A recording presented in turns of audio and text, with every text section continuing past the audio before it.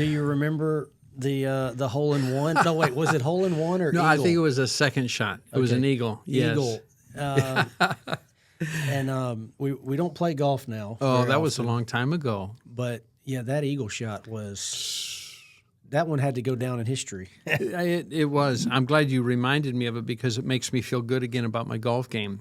Do you still play? Oh, sporadically with pastors. There's a group of pastors in California. They'll call me to play, and some of these guys got real,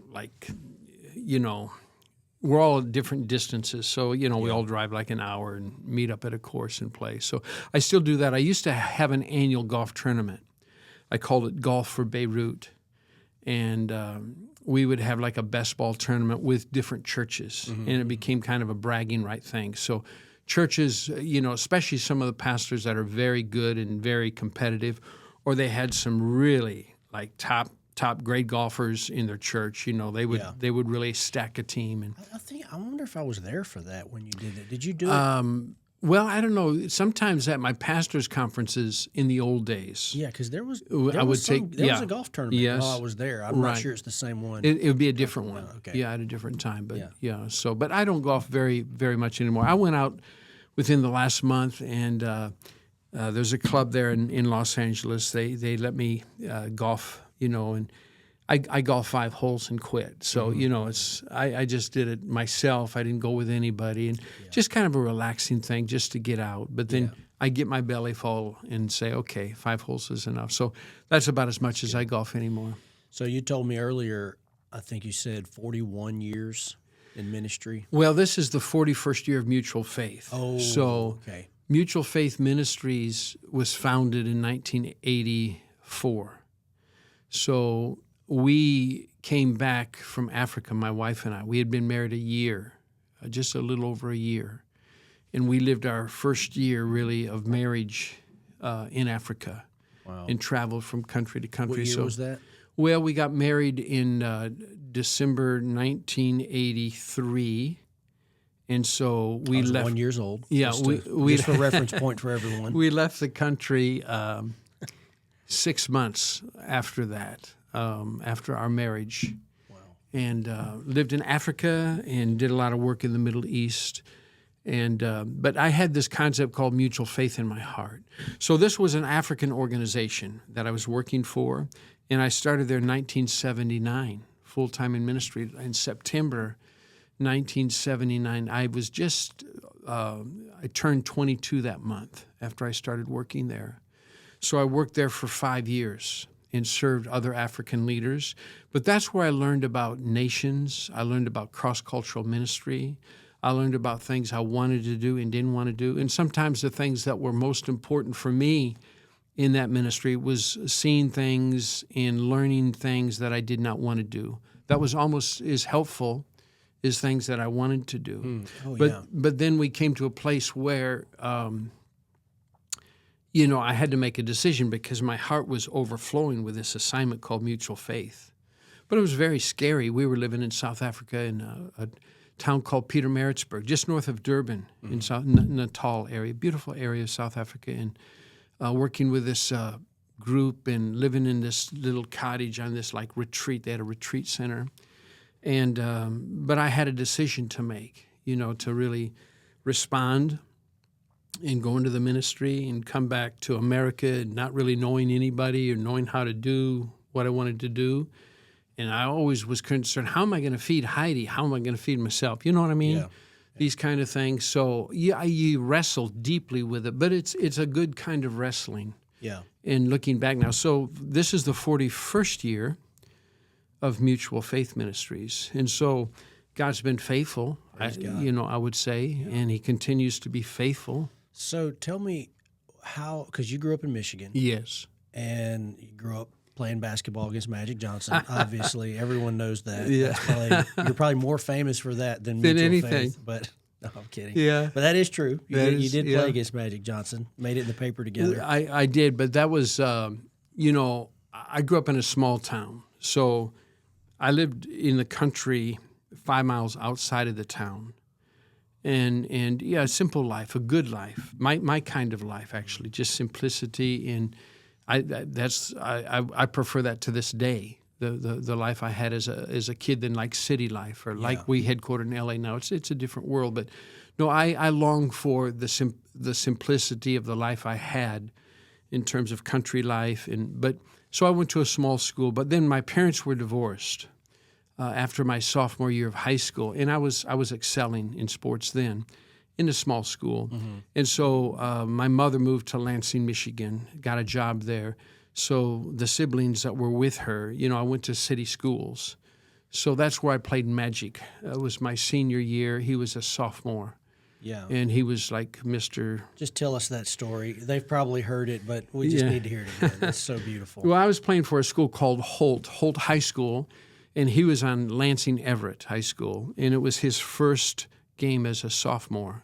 It was our third game of the season, and I was the starting point guard of our team.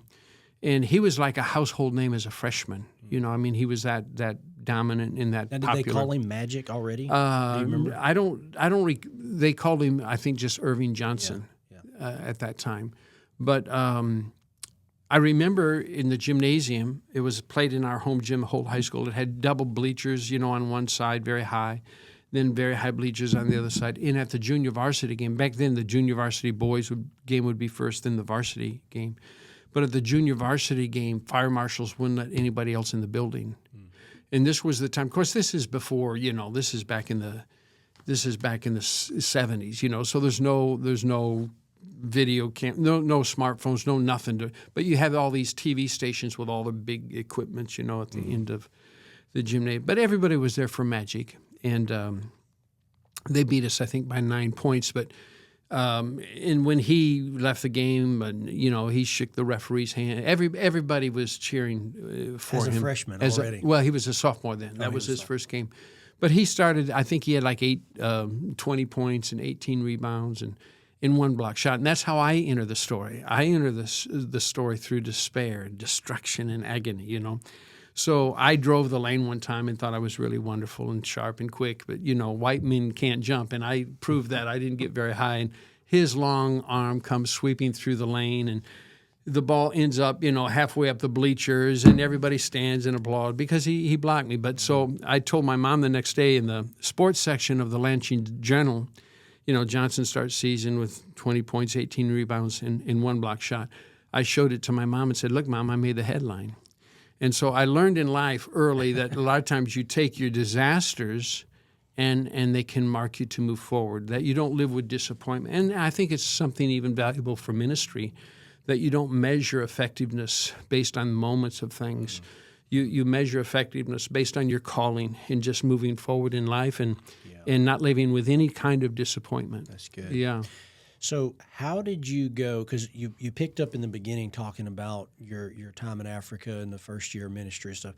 How did you go from being, Lansing, Michigan, country guy to being in the ministry? Because that's a big jump. So you went to ORU? No, I didn't. Rhema? No, I did go to Rhema eventually. But what happened was, I grew up in the Baptist church in our little town.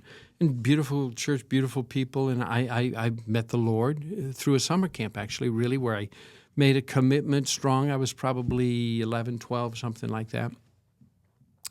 But I remember it vividly. But the message that I was converted with, wasn't really a love of God message per se. It was more fear-based.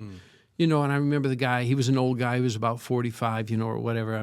I thought he was old then, but he was preaching on hell and the how long eternity is. And he used an illustration. We used to always go to like Warren Dunes there on Lake Michigan, and that was a cool place for us little kids to go to and see these big sand dunes on Lake Michigan. But he talked about you take one grain of sand, a sparrow, takes it to the other side of Lake Michigan and drops it, and the next day flies back and picks up another grain. You're talking about eternity being the longest moving that mountain of sand. What's funny is this is the same illustration that Greg Fritz talked about Is that so? When he was on that our must have been podcast. popular in that time. Well, I think he did Drop of Water Okay. from the Pacific Yeah. to the Atlantic. But same That must have been exact. the- It sounds 'cause- like I need to start yeah. using this illustration. It converted two of the best Christians I know. That's so funny. I listened to that podcast, by the way. Now I remember that Yeah. he did tell that story. But that's funny. But that must have been something that was used during that time. But it marked me about the length of eternity. And, so I always tell people, the preacher scared the hell out of me. But I never knew how to get heaven into me. So my Christian walk was really based on my performance in fear, and I always thought I was out of bounds, if you know what I mean, to use a sports term. I always felt like I didn't live good enough. I didn't love good enough. And, I was always disappointed with me. And so that took a long time to really recover from that kind of thinking. So when I left Michigan, because my mother became kind of nomadic, the middle of my senior year, after I played for the Magic Johnson game, in fact, I had to go to my coach, and I told my coach that my mother said I have to move on Christmas Day. This is 1975. And so this was early December, we had the game. So I did that out of honor to the coach because I just found out about that. So my coach didn't play me anymore, rightfully so. He wanted to develop his team. And I moved Christmas Day. I drove a U-Haul truck to South Georgia, Thomasville, Georgia, and just north of Tallahassee, Florida, right on the Georgia-Florida line. And I went to a private school down there, a small school, and was in basketball and really excelled and was kind of anchored their team, and we lost in the semifinal of the quarterfinal, actually, of the state championship. But, I was all-state in there and really excelled in that kind of stuff. But my life, I lived there 9 months. My mom left then as soon as my school was over, and I moved in with a family that went to a house church. And this is where I got introduced to the things of the Spirit. And I was really gleaning and interested. I remember I used to watch. We never grew up with television, so I never had a TV till we moved to Lansing, really. And I used to, on Sunday morning, I'd see like Oral Roberts or some of these people, and I was attracted to life in the Spirit. I was attracted to something that didn't give me as much fear as what I was living with. So I remember. I went to a youth thing at ORU. It was like a summer little 4 or 5 day, and I stayed in the dorm. And so I applied to go to ORU. This would be my senior year. And in the Baptist church there, the pastor wanted to meet with me, and he met with me, and he wouldn't fill out my minister recommendation because, he didn't believe in the theology. He didn't want you going to ORU. He didn't want me to go RU. So I was so broken when I left that meeting, and I never could fill out my application to finish to go. So it kind of staggered me back, I would say, 3 years. But then I went to a little school in Chattanooga, Tennessee, outside of Chattanooga, Dayton, Tennessee, called Bryan College my freshman year. But I was very quiet, very introverted, trying to find my way. And then from there, I went to California. And I went to Azusa Pacific. That's where I finished. And I graduated in 1979. 1979, I heard Fred Price on TV. And that's when the Word finally came alive to me, that there's authority with the Word. So I was kind of secretly addicted to watching Fred Price on TV.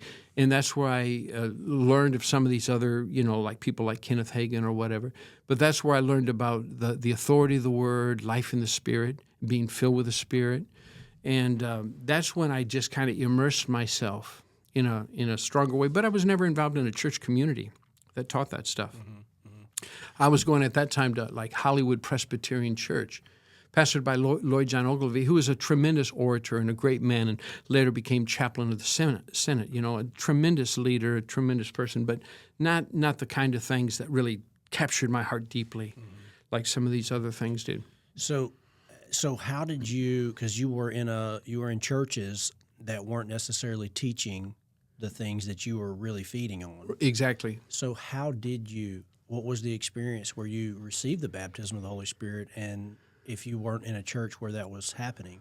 Well, what was interesting is I went to house sit for a Presbyterian pastor. He was the senior pastor of Pasadena Presbyterian Church, and at that time I was the youth pastor. So I was taking a class or two at Fuller Seminary, which is across the street from this church, very big, famous church, and I realized that in that community at that time, now this is 45 years ago, that they didn't see things the way I saw things. But in my youth thing, I would shape everything according to what I was learning. So I was teaching people faith-filled gospel messages to be born again, and but the parents loved me. The parents loved me, and we had a thing called Union Street Station, which was like a gospel disco to get kids in and connect and kind of build bridges, like, city kids kind of stuff. It was really different. I don't know if I would do that methodology today, but that's what they wanted me to do at that time. So I remember I was house sitting for the senior pastor. He was an Armenian man, beautiful person, a Presbyterian. It was a Presbyterian community. But it was in that pastor's house with my little books. I asked to be filled with the Holy Spirit and speak in other tongues. Wow. And I didn't have like great freedom in language, but I had my stuttering, stammering lips, which was enough for me to say I received. But then it was later on that I went to Rhema. And it's actually when I met Heidi. I met my wife at Rhema. And for those that may not know, Rhema is a Bible school. Brother Hagin, Kenneth Hagin's Bible school. Yeah, it's a Bible school. So I went there in the fall of 1981. I went 1 year there. Yeah, that's where you met Heidi? I met Heidi there. I tell people I just went really to meet her. And, thank God for everything else. But no, I went to meet her. But that's where, when we started dating or whatever, it would be by going to meetings together, or prayer meetings. And Heidi was, I think, very instrumental, to me really understanding things of the Spirit to some degree. She was more well-versed in it than I was. Did she come from that kind of background? No, she came from a Reform background, Dutch Reform, actually. She was raised in the Chicagoland area, but she had a friend who was full of faith and went to a charismatic church, and she got immersed in some of this teaching and understanding. Yeah. So when you guys met, how long was it before you were married? A whole year. Yeah. Is that all? I think it was a whole year. I guess when you know, you know. Yeah, it was 13 months. Yeah. Wow. And how old were you when you got married? I was, let me see, we got married in December of 1982, so I must have been 25. Oh, okay. Heidi was 22 or 3. Gotcha. Something so like you that. went to Rhema more after college? After I went to college, yeah. Okay. See, I didn't know I was called to ministry. I went to college and studied business. So I thought I'd go into like, some kind of business field. Yeah. And it was listening to Fred Price the senior year of college where my heart shifted and changed, and I felt called to preach. So then I heard different people that helped model that. And so if I thought I was called to preach, that's when I started taking some classes at Fuller, because I thought, well, you need seminary. Mm-hmm. But what I got there wasn't feeding me, and I'm not really academic to the degree that a lot of folks in theological seminaries are. So it wasn't the right fit for me, but I took courses there over a period of 2 years while I worked for this African organization, which was also there in Pasadena. Mm-hmm. So it was just down the street from where I worked. So I took a couple classes because I thought, no, I'm going to be a preacher. I'm called to ministry. But then the concept of mutual faith came up, and I realized, no, I'm not a pastor, like a pastor of a local church. So then my whole worldview in terms of model of ministry shifted and changed because I learned about people. I learned about fivefold ministries, some people use that term in Ephesians 4 about apostles, prophets, evangelists, pastors, and teachers.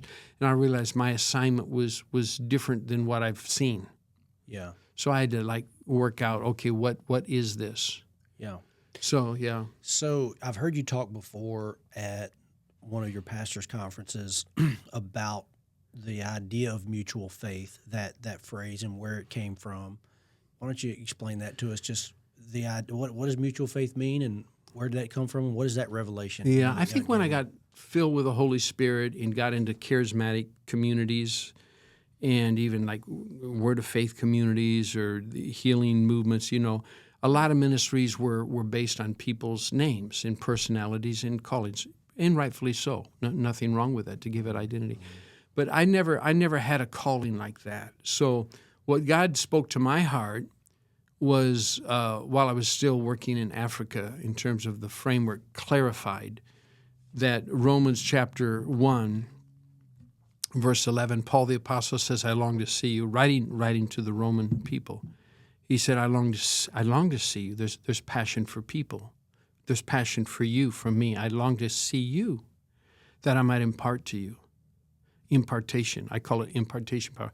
That I might impart to you spiritual gifts. It's really the Greek language. Spiritual gifts is part the word charisma with a couple little additives to it. So it's the grace gifts. It's the favor of the Father. It's the finished work of Jesus. It's the ability of God. However you want to define charisma, But I like the unfavored component of it. I like something that's just deposited, independent of your capacity to qualify. To me, that's thrilling, So I long to impart to you spiritual commodities, spiritual gifts, to encourage you, strengthen you, and establish you. That's what it does. Through mutual faith. It says both of you and me. So mutual faith leaped off the scripture pages, and that was my assignment. So I tell people that the Lord quickened to me the assignment of mutual faith to impart to people. So my assignment was to motivate people to join their faith together, to build this kind of relational partnership, that there could be a distribution of spiritual truths and spiritual value into the lives of people all over the world. So that's how it came. And if it's done right and effective, people should feel encouraged. So that's the way I measure my ministry. If I had to measure it, I wouldn't measure it by any other thing. I wouldn't measure it by, I would measure it by the effectiveness of the people that heard the word. Are they encouraged? Are they strengthened? Do they feel more established? If that is been accomplished, I raise a hallelujah. I say, Lord, okay, you did call me to do this. That's the way I measure my life. So I've been, in and around ministry since I was born. Right.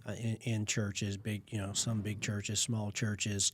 I've seen the good, the bad, the ugly. I know you certainly have. It's all there. And you, of all the ministers that I've met and been around and spent time with, you seem to have this confidence in the way God's built you and designed you. You're not trying to be someone you're not. You're not trying to. But I've also heard you talk about how when you started in the ministry, that wasn't necessarily the case. Like there were some that you were trying to maybe mimic a little bit, like T.L. Osborne and others you talked about. Just share that with people. Like, how did you find yourself and just get established in who you are and just be confident in that and then let God flow through you in that way? Yeah, that's good because I think all of us in our humanness, we want to be effective. Before I was called to ministry, and like I said, I wanted to be in business. I didn't want to go into business to fail. I wanted to succeed. And same with ministry. And so the marking posts that I had in my life for success in ministry were mirrored back to me by what I was seeing or focusing on, whether it was the media ministry type people or the local church type people or whatever.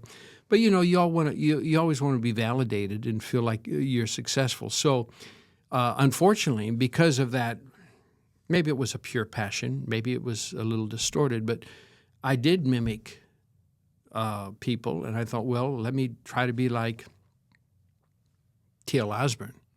Because I remember when I lived in Tulsa and heard of T.L. Osborne and saw some of his crusades, or people like a Reinhard Bonnke, people may know that name, but they had They had a cadence about their voice. They had simplicity in what they would say. And they had impact, massive crowds and stuff. So I thought, okay, well, that's what I'm going to do. Mm-hmm. So Mutual Faith, we're going to have these massive crusades. And so in the early days of my ministry, I would do those type of things. But what's sad about it is I never once felt a joy or peace about any of it. You know, and I couldn't wait till they were over, you know? And so I realized, you know, Lord, this isn't good. You know, here I would fund these big events, and there was something, it wasn't me. It wasn't my assignment. It wasn't my calling. So I had to work through things in my life and not be afraid of disappointment in myself, that I'm not that. Mm-hmm. I'm me. And I realized over a period of time, this guy's different, mm-hmm. you know? And it's okay with the Lord, that the Lord needs my little gift to motivate others so their gifts work. And so that's what I think Mutual Faith more is. It's I'm like a vision carrier for the expression of ministry around the world. And I'm sometimes the facilitator of it. I'm the sponsor of it. But it like triggers and activates the gifts in other people, in other places, mm-hmm. that I release to the wind of the Spirit, so to speak. So I don't have a heavy hand. You know, I don't have a heavy hand of leadership mm-hmm. in that sense. Yeah. I have a spiritual leadership, but it's I let everything be organic, and it's not always the way I would do it. But it's okay. It's indigenous, it's fruitful, it's beautiful, and so in service this morning, we saw the video that you brought, right? And you know, we've supported you for 15 years. Of all the conversations and so many times over meals and things that we've had, I'm hearing about the works around the world and things that God's right. doing in Lebanon and Kingdom Fiesta and yeah. you know, all these places. But in the video this morning, you guys did a really good job of showing the different places around the world. And as someone who is running a ministry also, you know, much smaller ministry, I'm looking at that going, man, this mm-hmm. is a lot of stuff to manage. This is a lot of stuff to build in the first place, to get off the ground. Mm-hmm. Then you can't just get it off the ground and then it's out of sight, out of mind. It has to be managed. There are people that have to be met with, leaders, teams. Mm-hmm. So I don't know how many. I mean, could you even tell us how many places are you in? How many countries are you in at this point? Well, through the years, we've had different campuses that we've built, and then over time we've released to people. Okay. So some campuses aren't still technically under my covering. That's good. But we've built them, we've blessed them, and we've released them. So that would be like campuses, for example, in India. You know, where the first orphanage I built was there. You know, we built a huge campus in Guatemala, 20 acres, and had a whole center for kids and rescuing kids and stuff. And I turned it over to the Guatemalan people. So when you turn it over, that just means now they need to self-sustain. Exactly. You're not going to be funding it. Exactly. And they're going to be responsible for raising their own funds and training their own leaders and all of that. Yeah, it all has to be done indigenously and organically from their assignment and calling. So I was the gift. Now, that isn't always the way I want things to go. Mm-hmm. So some of these things weren't always smooth transitions. Mm-hmm. Some were transitions like a prompting of the Lord, Keith, this is the way forward. Mm-hmm. Bless them. Yep. Release them. So gotcha. What I found in working cross-culturally in other countries, everything, for example, is registered. I'm talking about the legal side of ministry. Everything is registered in those countries with indigenous people. Mm-hmm. So I don't technically have a legal authority. Gotcha. I have a spiritual authority, but spiritual authority can be received or rejected. Good point. So there's certain things when there's a difference in ministry or a difference in the manifestation of ministry. Some conversations can be healthy and people can glean and yield and grow with you. Some people can't. Sure. They don't have a maturity for that. So like the campus in Guatemala, not that anything was turbulent or nasty. Nothing's ever happened like that.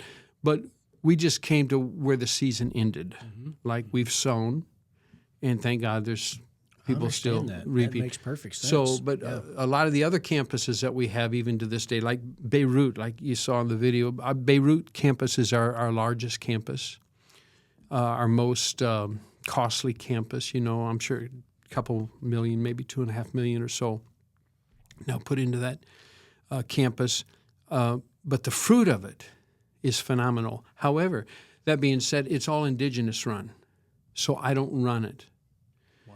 It's all indigenous Lebanese leaders. So can you explain, and maybe you want to use the Beirut campus as an example, but from conception to, you feel like God's putting this idea in your heart to where you feel like you can take your hands off of it and let it sort of self-sustain and run.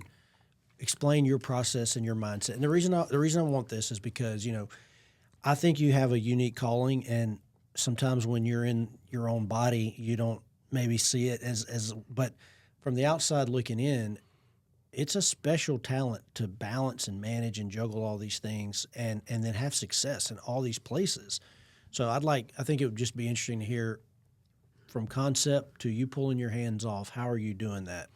Well, what's interesting about it, and this is what people don't always understand in the sense of, we're always taught in our Western thinking, or even when I was studying business, for example, about the importance of planning and marketing and managing all this kind of dynamics of ministry and 5-year plans and 10-year plans and, all this stuff, which is wonderful. Mm-hmm. I've never had anything like that in ministry. So I tell people that mutual faith has been really run by interruptions. It's I don't want to use the term accident, but it's an accident. This, for example, the Lebanese Center was never my idea. It was never on a list of things to do.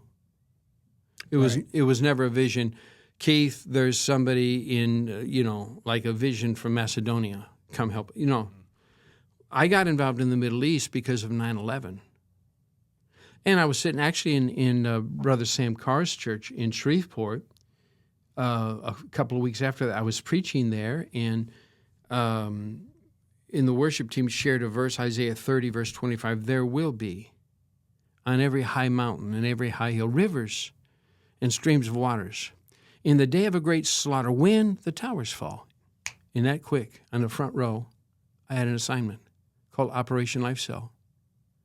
And the Lord spoke to my spirit, kind of like suddenly, said, Keith, I want you to go to the Middle East and have water available. In other words, okay, I knew Jesus is the living water. Water will be available when towers fall. And I thought how to do it. And then God gave me a concept in a way. I called it Operation Life Cell, to raise up people like Saul who become Paul. People are full of religion but full of rage. So Operation Life Cell was birthed out of a sudden moment, an interruption, okay? So then I went to the Middle East. I said, okay, I got this. What do? I said, I'll go to the Middle East. So I had an email from somebody who was from Lebanon. They said I could stay in their apartment on their couch because I was broke, really. I didn't have a lot of money. And so I went there. I went to 4 nations, Lebanon, Syria, Jordan, and Egypt. And I had a meeting. I tried to meet leaders in each country. Say, Lord, how do I do Operation Life Cell? Starting to train leaders in Arabic. And I use the principles that Paul outlines in Acts 20, I think, or maybe later in Acts, where he's given his testimony. And he said that Ananias ministered to him. God has chosen you. You can know his will. You can see Jesus, the just one. You can hear his voice. You can be his witness. I call it 5 principles of preservation. To tenderize your heart and come from rage to a dispenser of the love of the Father, a Saul to a Paul, I call it Operation Life Cell. So that was the whole thing. So I wrote my stuff up. I had little teaching manuals. I did it all in video. I did it in different languages. And so I would meet with leaders, and I had 10 people meet with me at the Bible Society building, and everybody there was bored, just sitting there, like, who is this? But one guy, he was alive when he listened to me. So I started talking to this guy, and I realized he married this lady whose father was the head of the Bible Society. So they wanted me to meet him. So I went up in the hills of Beirut into this place, and I remember it was outside, like a little garden area.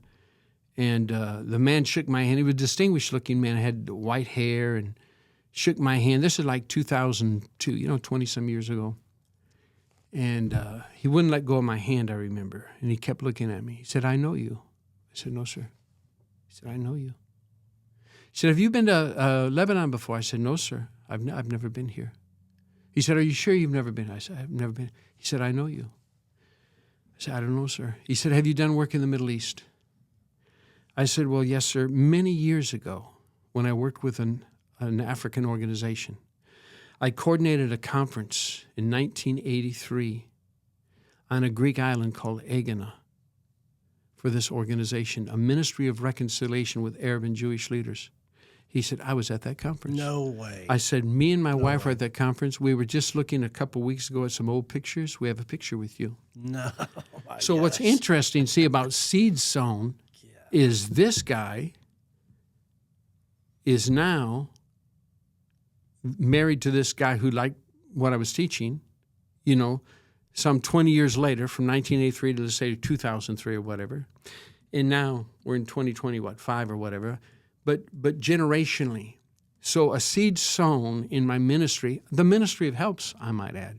I wasn't a speaker or anything. I was just connecting back in 1983, okay? I was just carrying bags and managing people and making sure because we booked this hotel on this Greek island for all these delegates. So, but it just showed me that God orchestrates things. So even to this day, Saidib is his name. He's my team leader, and his wife is really the president of Mutual Faith Lebanon, the legal entity.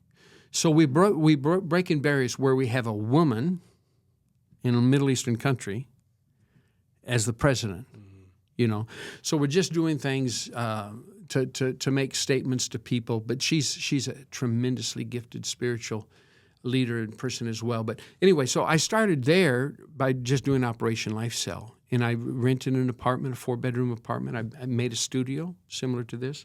We had a voiceover studio to take things from, and then all my videos, all my stuff would be then aired actually on television in the Middle East, broadcast in Arabic. But that's the way I started, and then it kept growing. And then in 2009, this building became available. I thought, oh my goodness, $1 million back then. And so I would fly back and forth to Beirut and look at this thing. And I just had a dream. When I walked through it, I knew how it was going to be laid out. I knew everything about it. I just saw it. And usually the buildings that I've bought through the years, God showed me instantly the whole layout of everything. So I knew it. So I thought, Lord, how am I going to do this? How $1 million, So I would fly back, and I had a lawyer that was on our board, and then I had they would have their lawyers and their people, and we'd sit around a table like this, and I just acted like I had money. I just said, okay, yeah, no problem, we can do that. Okay, great. And then I would negotiate things down. I would hammer it, And okay. And then I remember flying back because I didn't even have money then to have somebody fly with me. I'd go myself. Say, Lord, what am I doing? I'd beat myself over the head, flying back to America. What am I doing? I'm mad. And the Lord would make a way, So I would sign deals and then God would open the hearts of people to help me. So that's the way it happened. So You know, this is funny to hear you tell it because this is when I originally sort of came on the scene. Okay. This is where I pick up in the story, sort of, because I was with Pastor Sam in California for your, I believe it was 25-year okay, ministry celebration. right. And that's the same time when you were presenting the vision for the building in Okay. Beirut. So I'm at the pastor's meeting where you've got everybody gathered. And you're presenting this vision for the Beirut Okay, building for the interesting. first time. Wow. I'm sitting in the room, hearing you Wow, present this That's in amazing. California, and I'm just there with Pastor Sam, and I remember, pastors in that room saying, "Hey, we're going to help you with that." Yeah, and I know committing. Pastor Sam helped me from that meeting for 4 consecutive years with extra money, Yeah, a lot of money, in fact. And I remember people like Jim Cobrae. I remember telling him, and he instantly, there were certain people that I would share it with that it quickened in them, and I think Philip Baker was there. I don't know if I can't remember all the people at that time, but so many beautiful people that would help me. And some of the beautiful people are long-term friends. Some were just like a seasonal friend, for the project and all. But whatever it is, it's beautiful to me how the Lord arranges assignments, especially with things that, now looking back, I mean, I'm so glad we did it. It's been beautiful in a million different ways. It's been challenging too, like everything in the kingdom can be difficult. But in terms of managing it all, it's all indigenous run. So I'm not involved in anything day to day.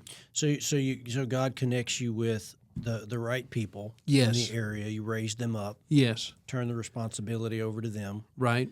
But then you're not involved in day to day, but the maintenance of the properties and the facility, you're still investing in them financially. Totally. So all that burden is on me. So, for example, the facilities, vehicles, staffing cost, all that is still my burden. Yeah. So So do they need, when you say they're running day to day, then they need permission to make certain purchases or maybe big purchases? Or only how does big that- purchases. Yeah. No, only big purchases. I'm not in any of the little stuff. It's only big stuff. And all these people have been with me long enough. They know the way I think. They know I'm very frugal.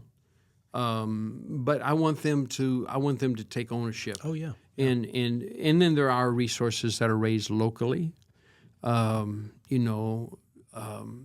help with little things. But when it comes to the big things, let's say, for example, like in Beirut, we put solar, because Beirut was so broken, there was no power, no petrol, no nothing. How are you going to run your generators? We have big generators, and that I had to buy all this stuff. But so we finally put in solar. Then you got to get solar batteries to store your own and not just send it back to the system. You know what I mean? That you can't collect again from. So there's so many different dynamics that you have to jump through to do these things. But the problem is, for me, is sometimes I never feel like I'm doing enough, to sustain people enough, because every time I'm in the environment, you see such massive need even from your own people, like them getting their kids to a school that's a good school, paying the school bills, getting their kids, whatever. Health needs come up, all these kind of things. So that's the challenge of maintaining as many campuses as we have. Which is how many at this point, would you say? Well, we have Lebanon, which is our biggest and most costly. We have Amman, Jordan now, which is smaller and different in its dynamic, because the kingdom of Jordan is different spiritual dynamic than Lebanon. There's still a religious freedom in Lebanon.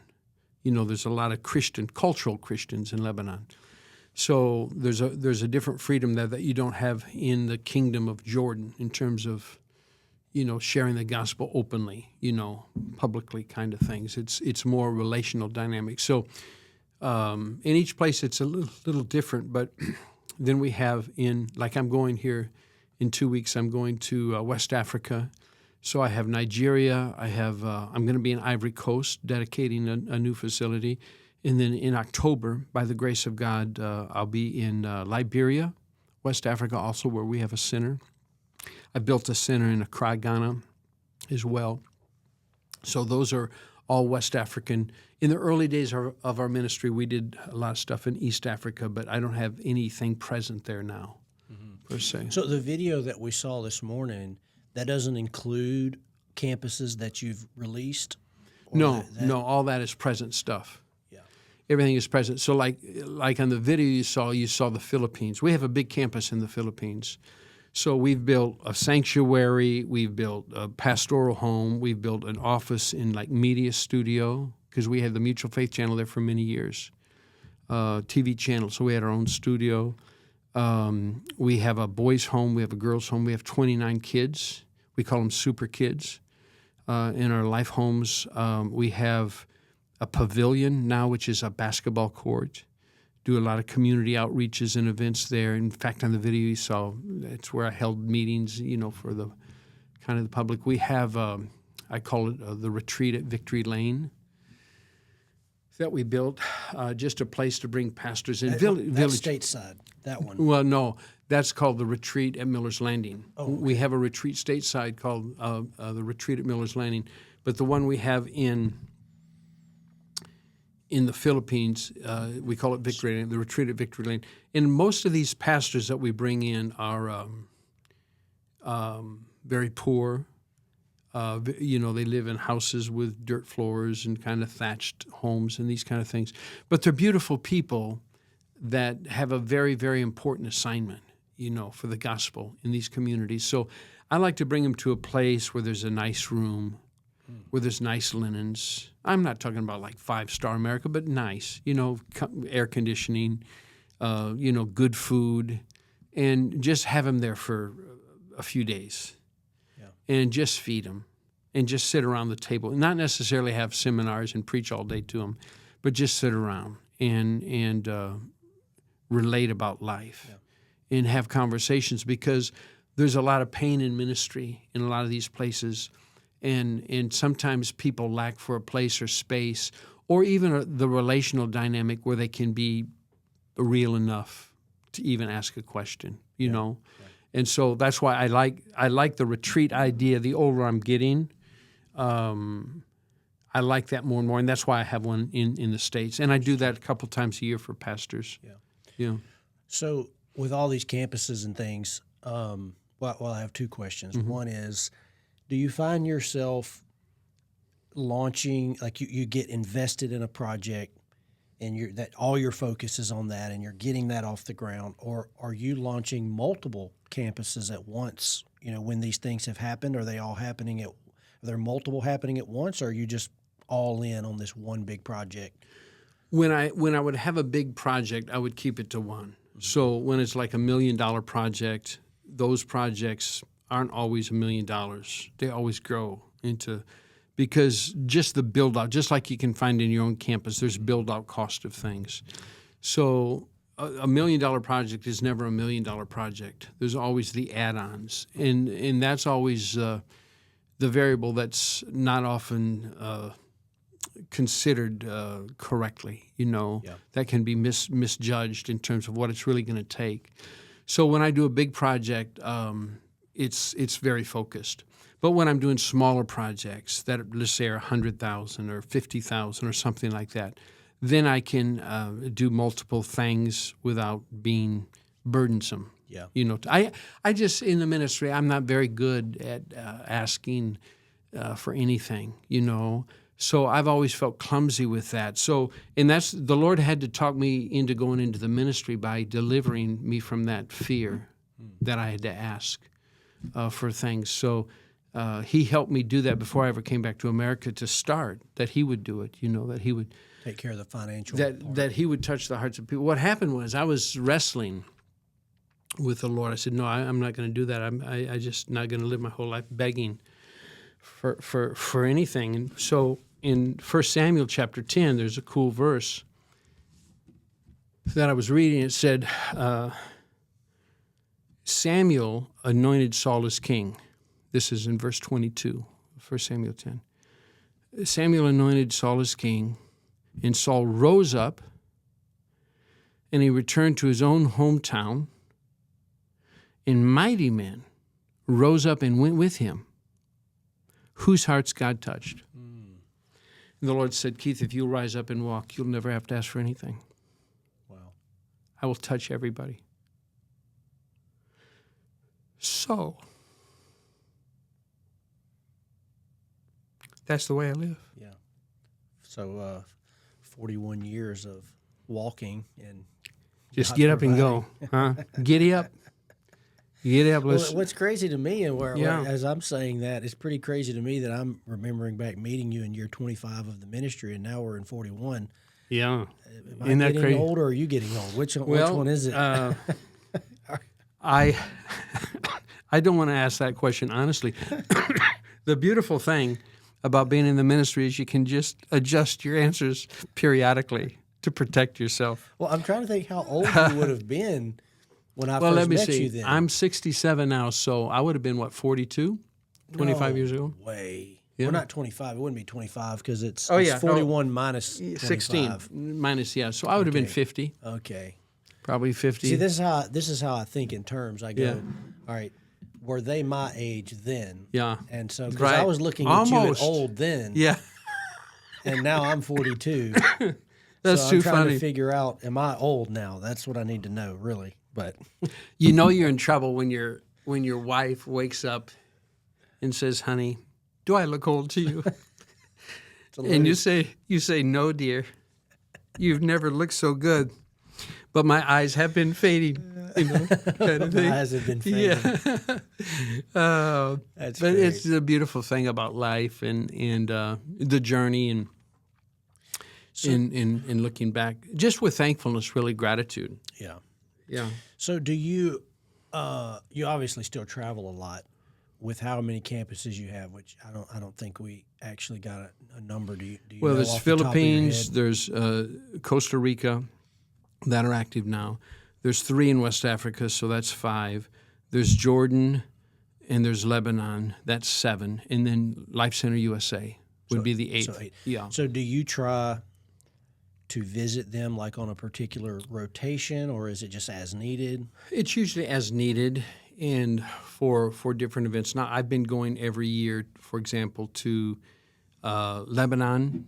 I go every year to Amman, Jordan. I go every year to the Philippines. I usually go every year to Costa Rica or do some work in Latin America.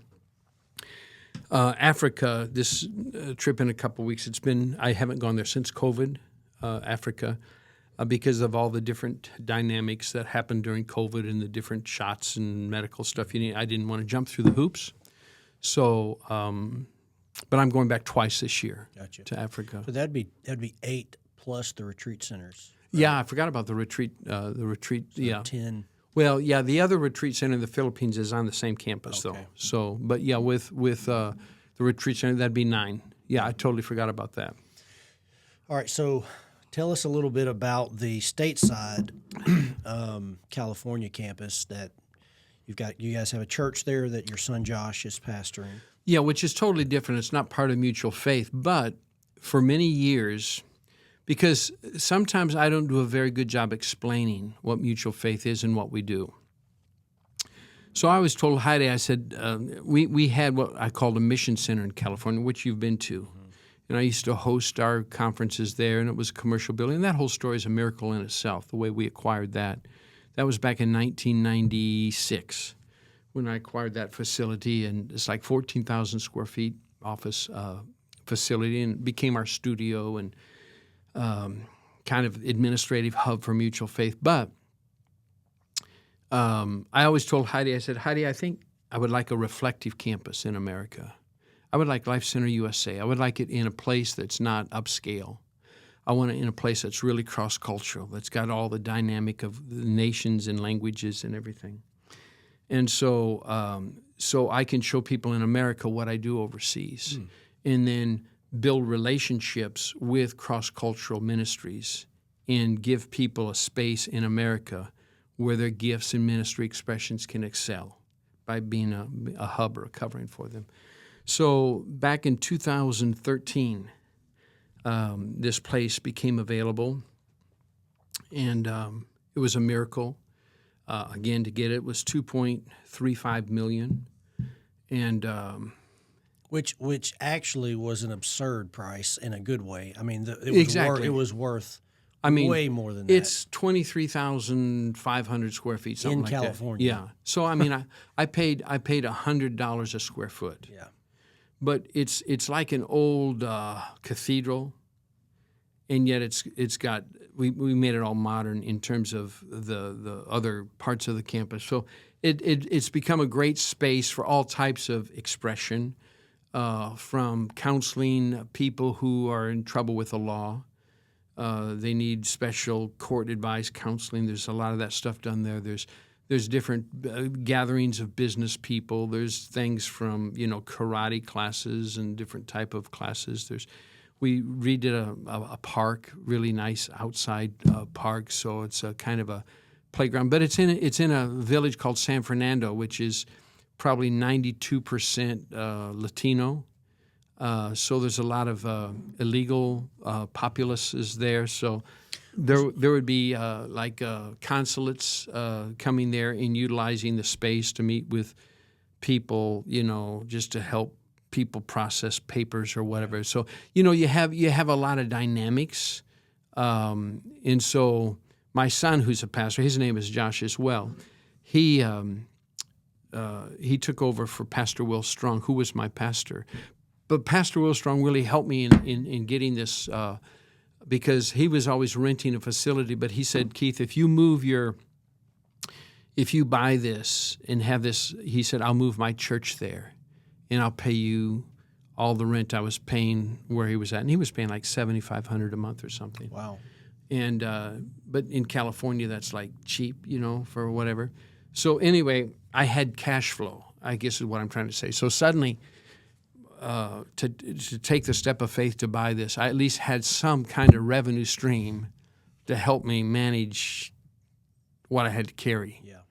But years ago, when I was in Guatemala, I remember Pastor Bill Winston. I lost a deal when I was in California in Pastor Winston. I was really depressed and broken, and because I never had money to do anything really. I was just everything that's ever happened is the grace of God, really everything.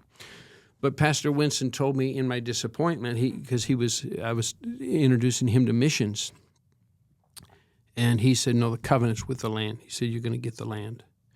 And when I went back to America, God orchestrated where I did supernaturally get that which was the mission center building. But then it always takes people for the Life Center USA. It took Pastor Will Strong to give me a revenue stream that at least helped me not choke as much. I was still drowning. In fact, that whole thing, I really thought I was going to, collapse Mutual Faith over it, because I didn't ask for money very well and didn't know how to do it very well. But God, in His love for me, was orchestrating everything all the time anyway, and touching the hearts of people who would help me, Yeah. But no, no cheers to me on that. I mean, it was all the Lord. Wow.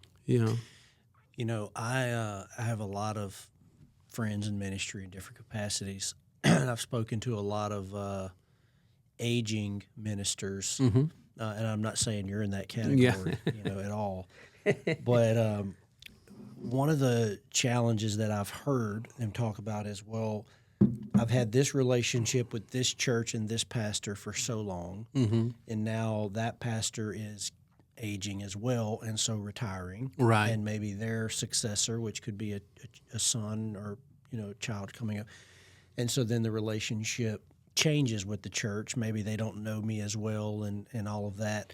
And how has that affected you? Because you still have all these things you have to do, all these places you still have to minister to, and so like keeping partners and just how valuable is that to you of churches that partner with you and keep that loyalty and through everything. Yeah, no, that's really good, because really And maybe it was similar like this when you started your church. Maybe it wasn't just your demographic that helped you. Maybe it was some older people that started the church with you.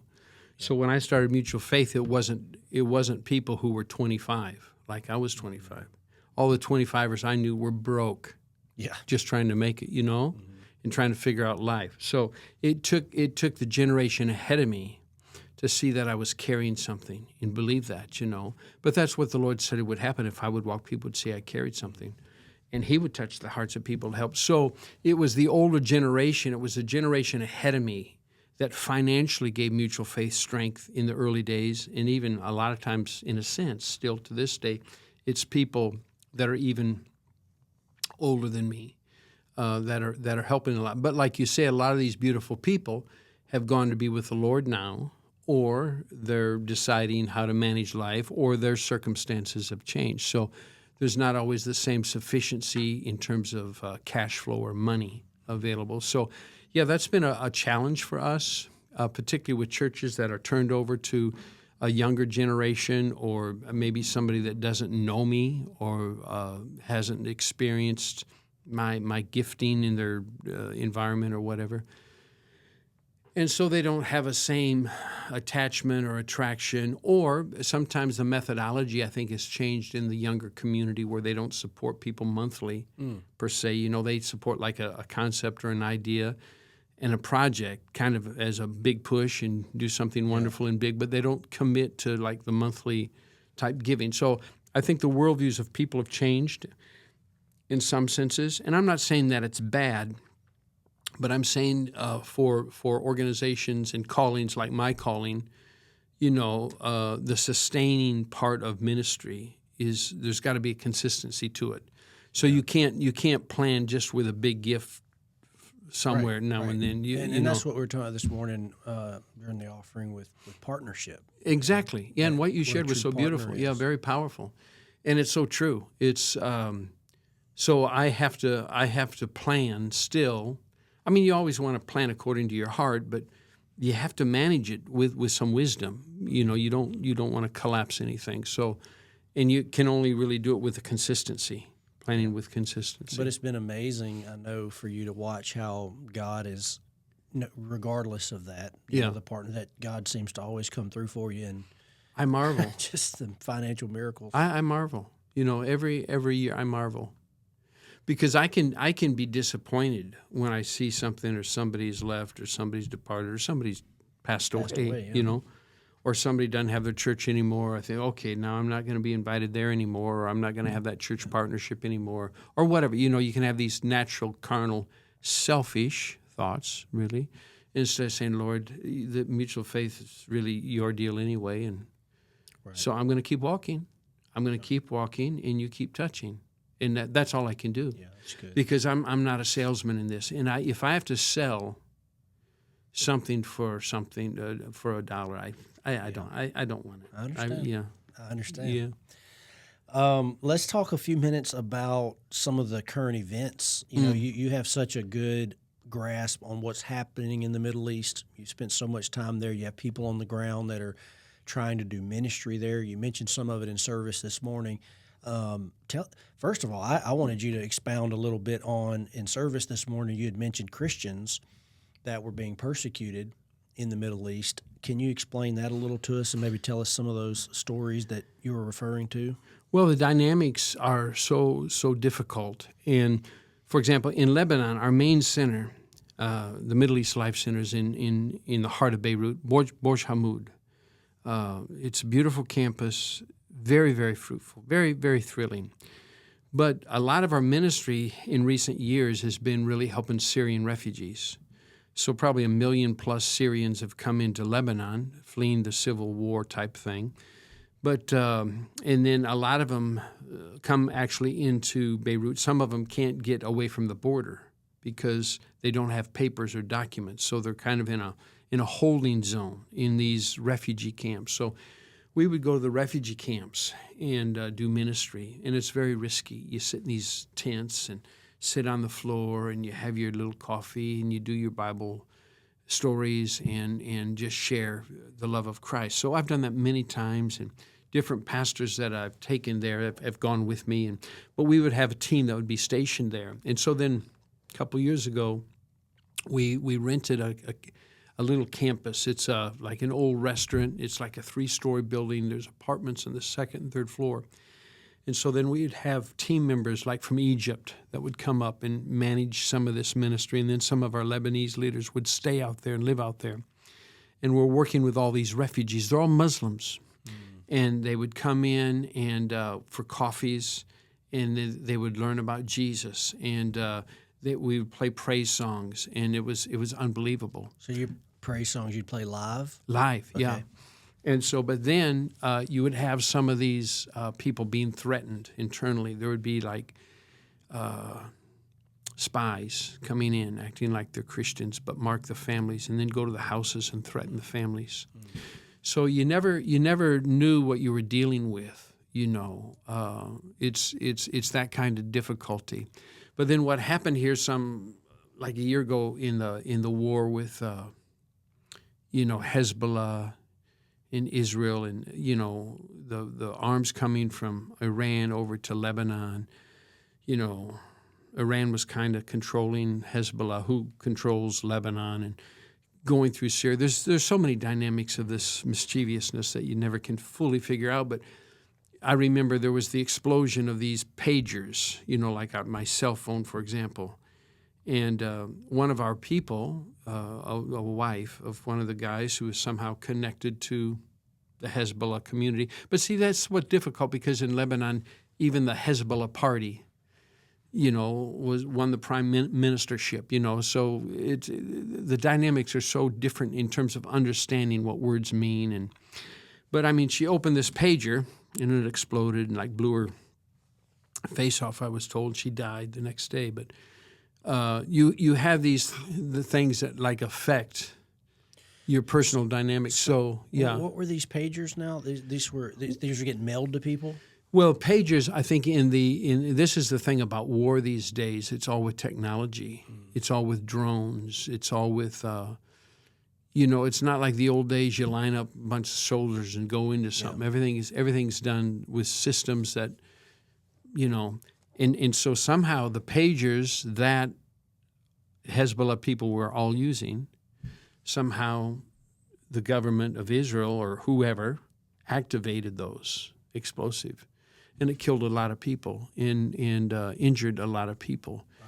So I don't understand it all. I just know the pain of it, So were these pagers? There wasn't like an explode. I'm trying to understand how the pager exploded. Well, that's the thing, the technology of it, because it's remarkable, and that's something you could probably do on a search engine or something, or with AI. Is how was this done? How was this technology done with certain numbers all exploded? What was in them? How they were manufactured? So do you think that this was when the pagers were originally built? It was with this in mind? I would think so. I mean, that's the way I would think, but I don't know, and that's like with the systems of war these days. Like even with our technology now, you never know what's recording you. Right? Some people say the certain, smart TVs record you or something, or your phone or whatever. I don't know how all this stuff works, but I think those people who are, knowledgeable about the systems of war, it's pretty scary dynamics. So the targets of the pagers, though, the targets were Hezbollah. Officials, leaders. Yeah. And then this lady that you're referencing, how did she get hurt? Well, her husband evidently was. Her husband was. Hezbollah. And she worked for you? She wasn't a staff person, but she would come to our center and receive ministry. Yeah. Wow. So. And then you mentioned in service Christians being drug out of their homes. Well, in Syria, yeah. So I would get different little video clips, different things like from our team leaders, because this wasn't reported. This would be like within the last, let's say, 3-4 weeks, where the new government, when the Assad regime was toppled, and the new guy that come in has a past with it's kind of a a militant type past with these groups that I guess you'd say he has a checkered past. And however he was installed, you never know what governments, even our own government's involved in a lot of this stuff. You never know. So I'm not an expert to know who all is involved in this. I just know all these things aren't usually honorable, you know. And so who's ever there is there. But I know in President Trump's recent trip here this last week to the Middle East, he met with this Syrian leader and said he has a checkered past, but he's hoping that he's strong enough to hold the country together. And then President Trump took off the sanctions from Syria. And then it showed clips of people in Syria just going to the streets, just cheering and, you know, just rejoicing beyond measure. So President Trump evidently thinks that the way to break the power of the Hezbollah component there from Iran through Syria into Lebanon is to open it up economically and see if he can deal face to face with this new leader. I don't know if that's good or bad. I'm not making a political judgment on that. I'm just saying that has brought some sense of joy because now maybe Syrian people from Lebanon will return to the country if they have protection, because a lot of Christian people in Syria were being killed and being hurt, physically hurt by these groups of people that are, you know, ISIS or, you know. So the persecution that Christians are experiencing in Syria that you're talking about, this is mostly from groups, or is this just from also maybe family members, you know, relatives? Well, I think it's both, but I think the most recent stuff would be from the militant side of the mindset of the new government. Okay. That it's more of a Islamic state-type government where there's not freedom for the churches that are there, the historic churches even. Okay. You know, that are in Syria. The guys that you have on the ground in Lebanon, how do they feel about what's recently happening with President Trump in Syria? Do they feel that it's a good thing, bad thing? Are they concerned, wary? I think everybody's always concerned there until some time passes because there's so many variables, and rightfully so, they don't know who to trust anymore. Yeah. They don't have any government system that they trust in their own government. And they don't really trust what the Israel-Hezbollah war. They don't trust the bombing threat from Israel, rightfully so. I'm talking about just common people, not the you know, any militant group. And they really don't trust what has come out of Israel. I mean, out of Syria. But the Syrian new regime that's somewhat been planted there, I think, by whatever governments are involved. You know, Assad is gone, and maybe that's good. Maybe I don't know. At least Assad let Christian people be Christian people. You know, but I think he was brutal in other ways. Wow. You know, to other groups and people. So yeah. So man, I mean, I can imagine with you guys having this central hub in Lebanon, you just have to be on your toes as these things shift and change and political leaders shift and change and all of these things. It's almost like, okay, how do we do ministry in this environment? Right. And then this environment has changed, and now it's a new environment. How do we do ministry in this environment? Just seems like that would be constant. Exactly. And that's why, you know, I learned a long time ago in ministry to never take side politically. Because I used to, when I was young, and, you know, I had a lot of ambition that was probably carnal in terms of approval, trying to validate that I'm effective or successful or something. Yeah. I used to chase those kind of opportunities in countries. So to meet with the chiefs, to meet with the kings, to meet with the presidents.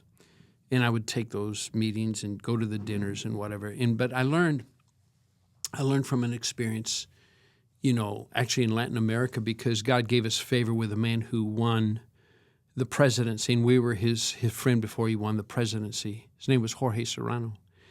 And he came to my house in America, and we had a dinner and stuff. And when he became president, I went to Guatemala, and he came to my little office. We hosted a luncheon for the president of Guatemala.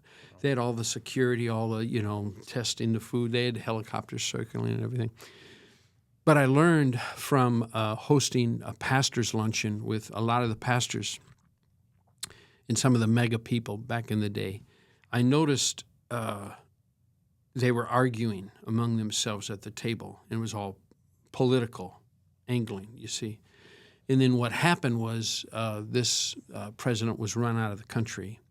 And you never know the stories. You know the way the media shapes stories, but it's like the media in America shaping stories about things that aren't always kosher. Mm-hmm. And you find that there's a lot of money involved where people are investing in the press for the press to shape stories, right? So that happens everywhere. So I did meet with this president, President Serrano, a few years later in Panama on a couple of occasions. He came to a meeting I was preaching, and we had dinner on a few occasions, but but I learned from that experience that befriending a president affected the influence. So I learned to just pray for presidents. I pray for leaders.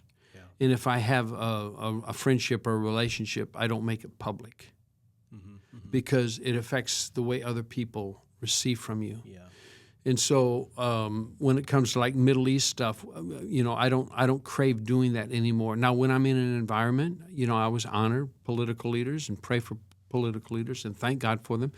And if they ask my 2 cents worth, I'll give my 2 cents worth. But I don't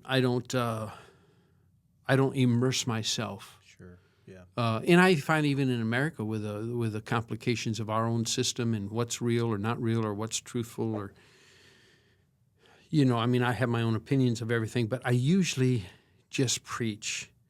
And people probably can understand from some of my worldview of preaching the way I think about certain things without saying certain things. You know what I mean? Yeah. So is there anything else like the facility you have in Lebanon? Is there any other Christian organizations that would be equivalent to what you're doing there? I don't know of one. I mean, wow. there may be. I mean, I just think about that, in this area, to have this giant beacon of light. It's just because you guys do school, you do day camps for the kids of the area. Yeah. I mean, you guys do so much in the area. Yeah, and tremendous now discipleship ministry with Muslim families and men, a lot of men and women. We do them separately, of course, but it's all around the table type ministry. But it's fruitful. There's a lot of tremendous ministries in the Middle East, Bible schools and different type outreaches, I'm sure, to kids or this, that, or the other, and they're all needful and helpful. But in terms of a campus like we have, in the uniqueness of what is expressed, I personally don't know of any. It's a different expression. But it's beautiful. And then do you guys still do Kingdom Fiesta there? Every year, yeah. We paused it for 2 years. Explain what this is to people. Kingdom Fiesta is a party. It's a heavenly party in the earth. What I mean by that is we say, hey, listen, let's not be disappointed in our natural earthly kingdoms because we all have some kind of disappointment wherever we're from, right? There's some kind of disappointment in the earthly system. So we're in the kingdom of God's dear Son. So we're going to have a heavenly party with heavenly realities while we're in our earth suit. So there's a lot of music. There's a lot of dancing. There's a lot of crazy cultural expressions that you don't find commonly in a church. Mm-hmm. I mean, most people, if they've seen the videos you show and they come to church, they've seen clips of it. Exactly. So I think hopefully most people have a basic understanding because it's phenomenal. You see the flags and the banners and everything flying. And it's from all these different countries. So like in Lebanon, there's a lot of different people from different countries that go there for employment. So they're domestic workers, they, clean houses, whatever they do. Mm-hmm. And they congregate with their own language group and they have their own churches. So a lot of these churches are under our covering. So these are churches from the area. Yeah, so let's say a Ghanaian church, a Sri Lanka church, a Filipino church, That's in Lebanon. That's in Lebanon. Okay. and they're all domestic workers. They're all there on contracts for a year, 2, 3, or whatever. Okay. And so then they come and they do they dress in their cultural dress, their cultural music, and they sing as to the Lord. Mm-hmm. And then you'll have like the Kurdish church, the Armenian church. You have the Arabic type. You have and you'll have singing, you'll have dancing, you'll have real aggressive, praise, and it's really, and then always in that we share the gospel. Yeah, this is a heavenly party. And so, is there any resistance to that from local people? From the government? No. Muslim, anything? No. We have it's full of Muslims that come to it. So, if you ever see the videos, I mean, people with all the Muslim, in terms of cultural dress and all, and so, and there's a lot of people who call themselves a Muslim culturally, okay, but they're followers of Jesus. Wow. So that's the other thing that I've learned working in the Middle East, to never judge by appearance. Because you can look at somebody and think they're Muslim, but they're followers of Jesus and pray in the Holy Ghost. They're just trying to interpret in their world how to live in their world. Sure. You know what I mean? Yeah. So they have dynamics and situations to work through that maybe you and I don't understand completely. And you can only walk with people according to the revelation that they have, So, yeah, because in America, obviously, we have people that call themselves Christians, and they're not Christians at all. Right. They I mean, they're cultural Christians, yeah, so to speak, right? I mean, they may be born of the Spirit, and that's wonderful, but they haven't renewed their mind. Mm-hmm. They haven't changed anything about their life. So you have Muslims like that as well? Exactly. Just kind of as culture, but they're not really practicing. Right, exactly. Okay. So, and I think there would be, probably similar percentages from a cultural Christian to a cultural Muslim per se. Wow. Or even like for any religious community. Like in the Jewish community, there's cultural Jewish, yeah, people, or there's religious Jewish people. There's Torah people, and then there's people that are, different than that. You know what I mean? They don't have the same commitment to the Torah, for example. So, right, or whatever. I would think it'd be in pretty much any religious community. Yeah, makes sense. Yeah. Any new projects on the horizon? Any new? If you never did a other single thing, you've done plenty. But I'm just curious. Is there any? No. This year, what I want to do is I want to be able to open these 2 centers. So the one I'm going to do in 2 weeks, and then the one I'm going to do in October. So that's my goal, to get these paid for. And what centers are these? One's in Ivory Coast, Abidjan, Ivory Coast, and one is in Monrovia, Liberia. So they're both in West Africa. So we're finishing them, getting them functioning, open, dedicated to the Lord, kind of thing. And then what will their? These are all the life centers are kind of similar in as far as what they do. Is that what this is, or is this something? No, these are life centers or mission centers, but they're not similar exactly. Okay. Because they're still run according to the gifting and the calling of the local leader. So these, one will have a Bible school, like Ivory Coast will be a Bible school, and then a center for conferences and that type of thing. The one in Liberia will be more of a school for kids, and then kind of a hub for evangelism and a Bible school. But it's all based on the local leadership. So they all don't have the same things. Gotcha. And they don't necessarily have, like the Life Center in the Philippines has an orphanage, the life homes we call them. So that's a whole different dynamic based on the leadership team we have. So these things, if I get these established this year, and I will, by the grace of God, in sustained, I'm then just trying to. I've got a lot of challenge, like you said earlier here, is just maintaining some things. So I have some big projects that I've got to fix. Right. And so people don't like to fix things. You know, they like new things. They like vision. And I don't blame them. I'm the same way, you know. So I've got to do that. And then I will only do the next assignment with a quickening. I won't do it with any personal desire. It has to be an interruption for me. Yeah. It has to be something that just grabs me and consumes me and says, Keith, this is for you. And then I swallow hard and say, okay, and take a step, you know, and then believe for another step. Because if I keep walking, he said he'd touch the hearts of people to help me, that I wouldn't have to ask anybody to help me. Yeah. So that's what I've always lived by, and it makes a lot of people mad because you're totally defenseless in terms of trying to make something happen on your own. You know what I mean? It's like, wow, this is kind of scary, but it's very comfortable. It's very comfortable that you don't have to initiate anything on your own. Mm-hmm. So I like a life where there's no self-sufficiency. Now I like a life where I'm involved, but I'm not the origin of any of it or the source of it. I'm just carrying what God put in me. And to me, that's very comforting. Wow. I love it. Well, you blessed us today in service, I'll tell you that. And then definitely on the podcast, I know a lot of people are going to be encouraged by it. I'm so glad.